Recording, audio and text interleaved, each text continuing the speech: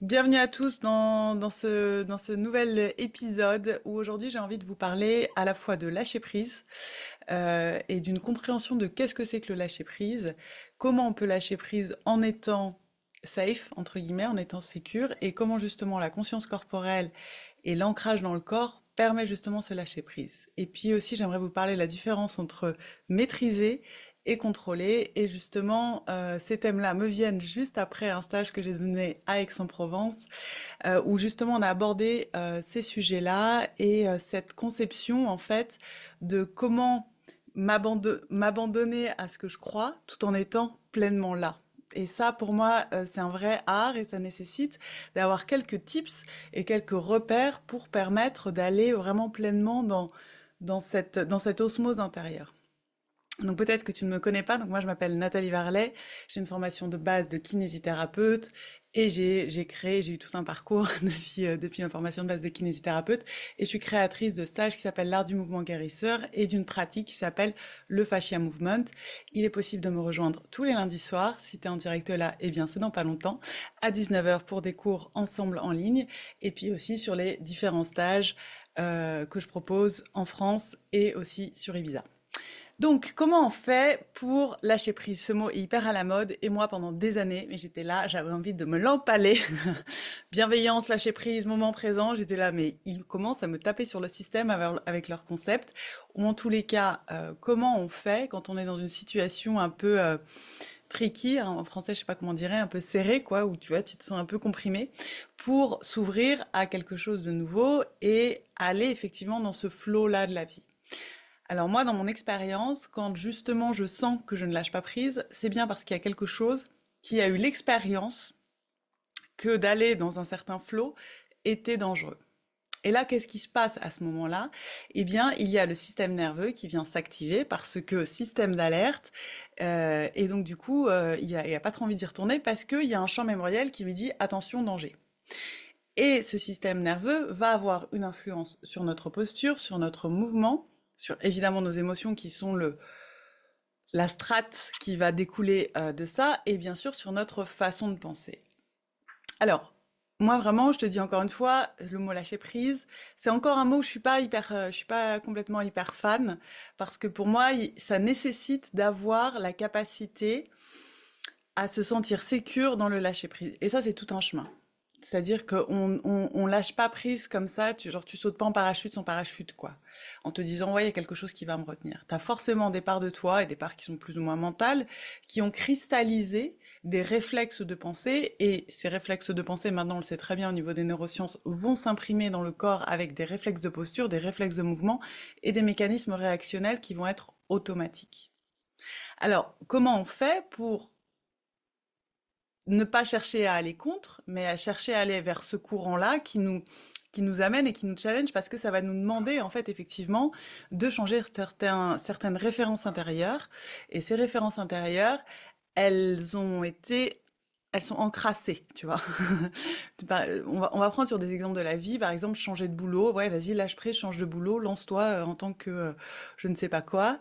Alors que tu as un boulot salarié qui t'apporte un salaire tous les mois et que t'es peinardos, voilà, avec ça, tu sais que ça t'éclate pas de ouf, tu sais que tu as un autre talent à l'intérieur de toi, mais néanmoins, la situation actuelle, c'est ça. Ok, dans une relation, enfin voilà, le lâcher prise, ça vient se jouer dans toutes nos sphères de vie et ça vient aussi nous amener forcément vers des zones que l'on ne connaît pas. Alors moi, je suis super réaliste et je suis aussi super en lien avec les difficultés du quotidien. Donc je vais pas te donner des grandes leçons de vas-y, lâche prise, il faut y croire et tout ça. Moi, ce qui m'a le plus aidé dans ma vie et c'est ce que maintenant je transmets, eh bien, c'est cette capacité, c'est ce retour dans le corps, c'est cette conscience corporelle. Parce que évidemment, ce qui a tant peur de se dire vas-y, je suis ce flow-là, je suis ce projet-là, je suis mon art sans savoir ce que ça va donner derrière et comment je vais pouvoir continuer à nourrir ma famille ou à payer mon loyer, mais je sens que c'est ça, je sens que c'est ce projet-là, eh bien, ça nécessite de pouvoir être pleinement présent à ce qui se passe dans notre corps. Et qu'est-ce qui fait qu'on va ressentir cette sécurité pour se dire, vas-y, je lâche les amarres et j'y vais, je vais faire ce voyage de dingue que j'ai envie de faire depuis toujours, je sais pas pourquoi, il faut que j'aille là-bas, mais c'est là-bas. Eh bien, c'est parce que on va sentir que ça vient du corps et que quand on sent que ça vient du corps, forcément, on va pouvoir être guidé par voilà, limite une attraction terrestre qui va nous guider vers l'endroit où on doit aller, que ce soit notre endroit géographique ou pas, hein, bien sûr. Alors, comment on fait ça pour donner de la sécurité à son corps? Alors, il y a plein de théories maintenant diverses et variées, notamment sur les nouvelles approches du système nerveux. Moi, j'ai une approche qui est très, voilà, où mon job de kiné un peu revient là, un peu très technique, technologique, physiologique, pour se dire, ok, où est-ce que si je veux aller quelque part et que je dois lâcher quelque chose pour aller vers un ailleurs, vers un inconnu, il faut déjà que je sache où je suis. Et pour moi, le où je suis, il est vraiment là, présent dans mon corps, de se dire, OK, où est-ce que ça se passe en moi, là, d'être là, présent? Et pour ça, peut-être que si tu me suis, pour moi, la cartographie la plus précise, eh bien, c'est celle des fascias. Donc, si tu me suis sur YouTube, je te laisse regarder les vidéos précédentes où j'explique ce que sont les fascias et en quoi les fascias, donc qui est un tissu qui vient unir tout le corps et qui vient aussi, c'est un tissu qui est à la fois uni et à la fois qui se sépare. Bon, moi, c'est une phrase qui me fait vriller, justement, c'est le genre de concept qui font vriller le mental. À la fois ça unit et à la fois ça sépare. Bon, ça, je ferai peut-être une vidéo sur la biointégrité à un autre moment donné. Mais en tous les cas, c'est un tissu justement qui permet que tous nos organes soient reliés, que tout notre champ émotionnel, que tout notre champ mental, que tout notre champ d'information puisse circuler. Et c'est à travers cette dextérité à pouvoir sentir cette unité et cette capacité de mouvance de ces fascias que moi je sens que quand je suis en lien avec cette unité-là corporelle, évidemment, il y a quelque chose de plus qui est là à l'intérieur de moi et qui soutient, comme une matrice intérieure qui est là et qui fait que, évidemment, cette peur qui est imprimée dans mon système, ce doute, ce manque de confiance, eh bien, vient se localiser quelque part. Et quand je commence à le manœuvrer à travers mon système corporel et à travers en particulier mon système facial, eh bien, là, il y a une capacité à maîtriser ce qui se passe, ce qui ne veut pas dire contrôler. C'est-à-dire que pour moi, maîtriser, c'est comme maîtriser un art, c'est comme maîtriser un sport, c'est-à-dire que tu arrives à être en lien avec le mouvement interne sans le manipuler. Donc il n'y a pas de contrôle. Mais par contre, je suis en lien avec toute la dynamique de ce qui se passe à l'intérieur de moi. Et maîtriser, contrôler, c'est une manipulation, c'est une crispation, c'est je veux que ça se passe de telle façon. Et quand on le voit très bien à travers l'approche corporelle, quelqu'un qui est dans le contrôle, automatiquement, va avoir un certain type de posture, de mouvement.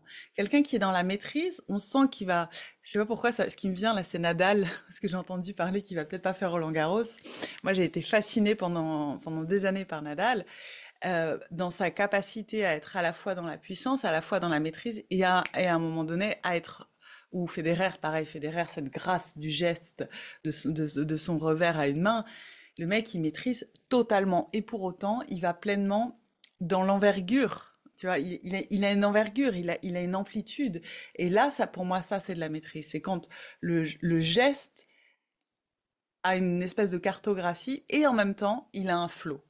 Et pour moi, justement, quand on rentre dans cette gymnastique de la conscience corporelle, eh bien, c'est un vecteur qui permet après de pouvoir l'appliquer dans la vie et un soutien pour faire des choix qui peuvent être terrifiants par moment ou tu vois, dans le lâcher-prise, par exemple, il y a des lâcher-prises qui sont très concrets, des lâcher-prises relationnels, d'arriver à prendre position face à quelqu'un, d'arriver à poser ses limites, d'arriver à dire un non, bah t'es obligé de lâcher le truc de il va pas m'aimer, qu'est-ce qu'il va en penser, qu'est-ce que machin et tout. Mais ouais, mais si toi t'es pleinement là dans ton mouvement interne, bam, ça va naturellement. Donc, cette lorsque je facilitais le stage la semaine dernière d'ailleurs, et puis là les cours que je donne aussi sur Ibiza et que je vois un certain schéma de mouvement chez quelqu'un, et puis on va vers une autre dynamique de mouvement, et puis je lui ai demandé mais de quoi tu as besoin? Et la personne me dit lâcher prise. Bah ouais, Super, comment?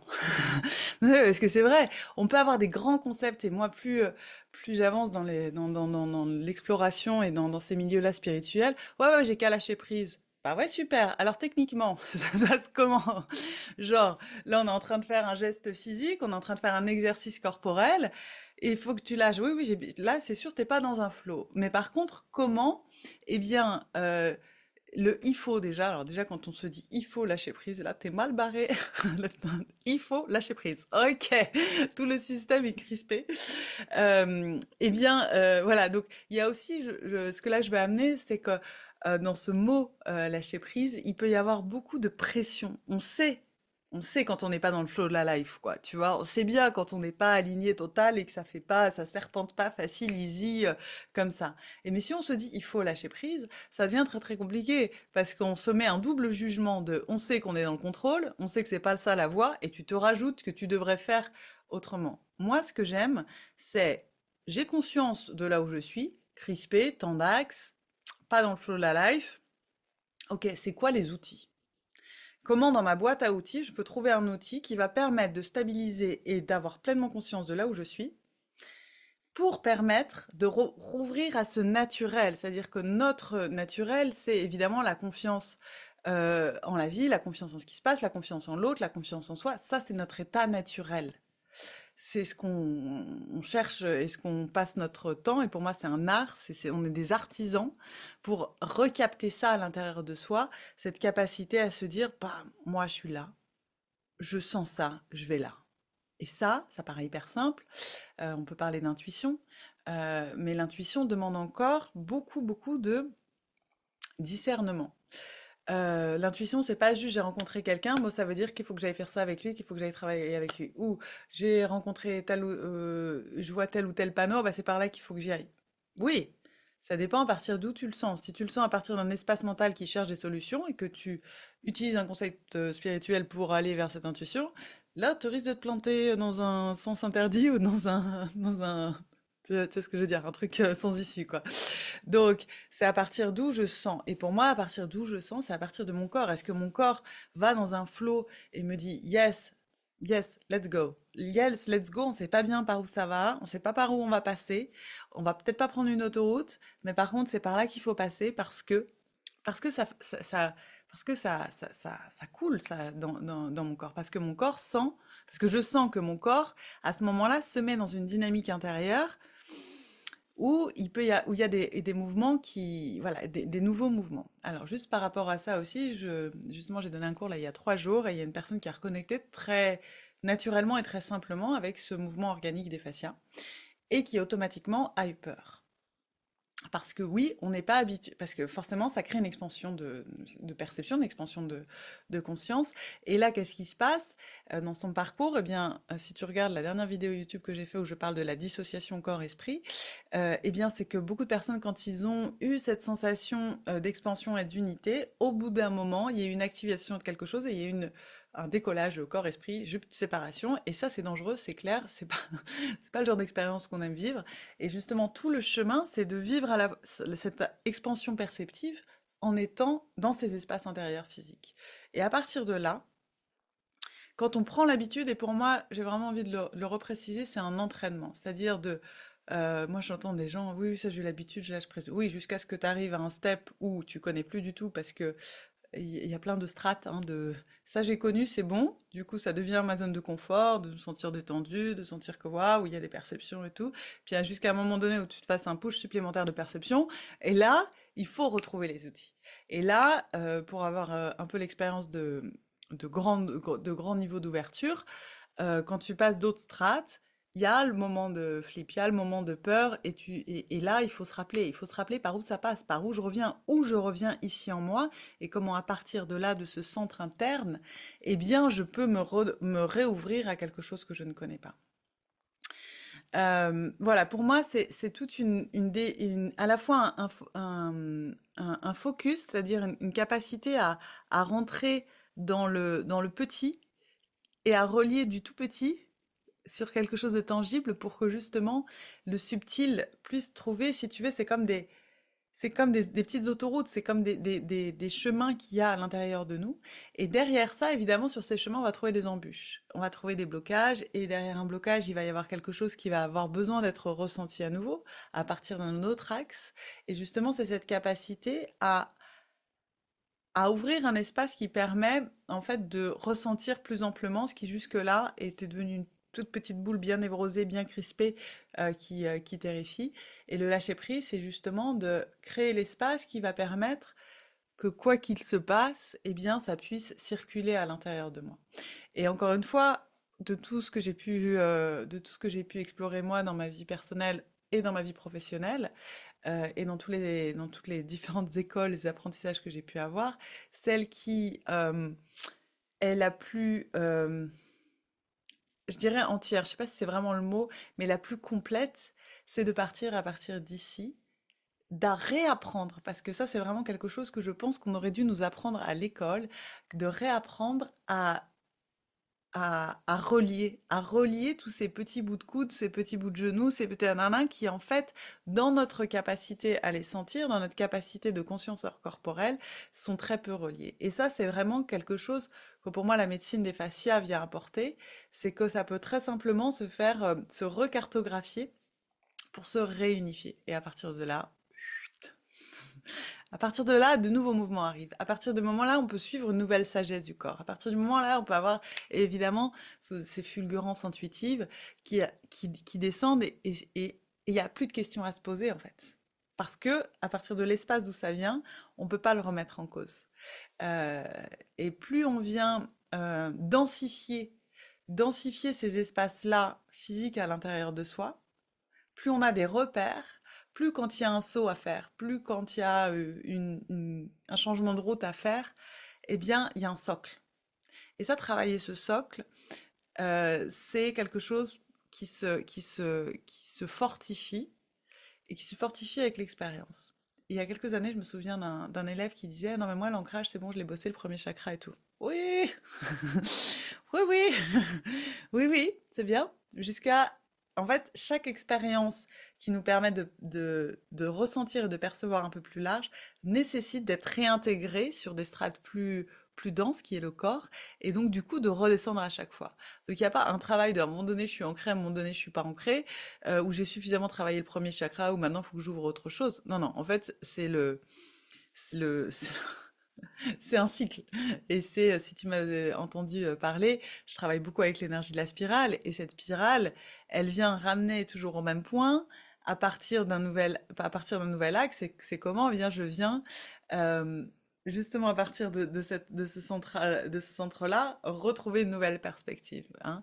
Et pour moi, la spirale, c'est justement comment je viens descendre au centre de moi-même. Et à partir du moment où j'arrive à descendre ici, eh bien, comment je réouvre et quand j'ai réouvert, que j'ai refait un voyage sur certains schémas, sur certaines perspectives, sur certaines, tu vois, si on prend des situations très concrètes de la vie, certaines situations relationnelles ou que tu te les retapes pour la 25 millième fois, mais tu te les retapes pas pour la 25 millième fois en étant au même point, en fait. T'as déjà récupéré dans ta boîte à outils, tu vois, dans ton sac à dos des outils. Ok, donc ça, maintenant, je vais pouvoir le manœuvrer de telle façon et de telle façon.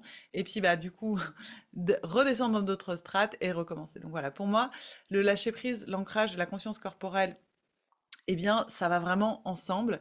Et il n'y a pas un endroit où on est arrivé. Il n'y a pas un endroit où on se dit non. C'est une exploration permanente. Et, et le corps, le mouvement, venir malaxer en fait cette matrice intérieure là.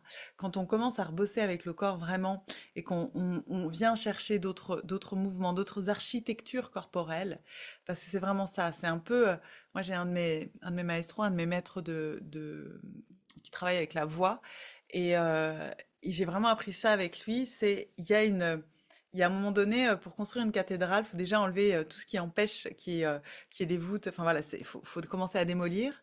Et puis après, on reconstruit. Poum, on remet une voûte, on remet une autre, on refait les bases. Et ensuite, on monte, on monte, on monte. Et ensuite, on refortifie. Voilà, pour moi, c'est vraiment ça, en fait, la conscience corporelle et l'éveil de soi à travers le corps. C'est ça. C'est toujours avoir cette curiosité.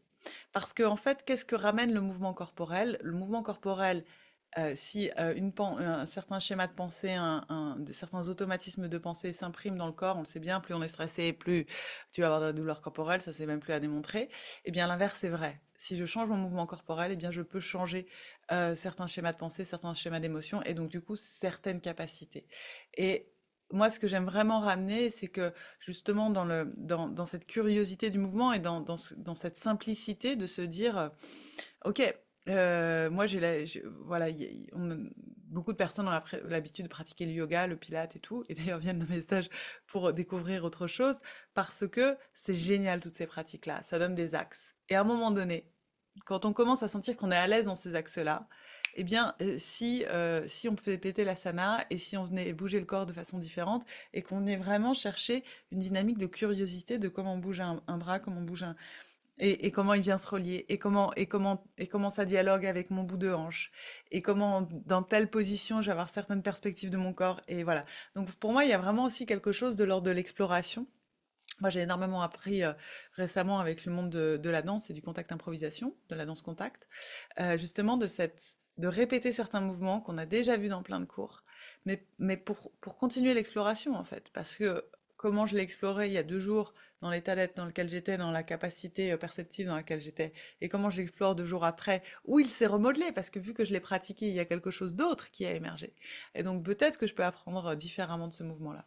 Donc voilà, moi c'est ce que en tous les cas, c'est la clé pour moi, c'est lâcher prise, intuition, créativité, oui, mais à partir d'où et comment justement je peux travailler ce socle-là, cette curiosité de fortifier eh bien cette relation avec mon corps pour que ça puisse être un support pour justement dans sa vie pouvoir prendre des choix, des décisions qui sont alignés et qui sont pas la panique à bord, tu vois, parce que on le sait très bien, des fois on a des choix à faire, mais s'il faut que tu forces pour y arriver, que ça soit tellement dur émotionnellement, ça vaut peut-être pas le coup.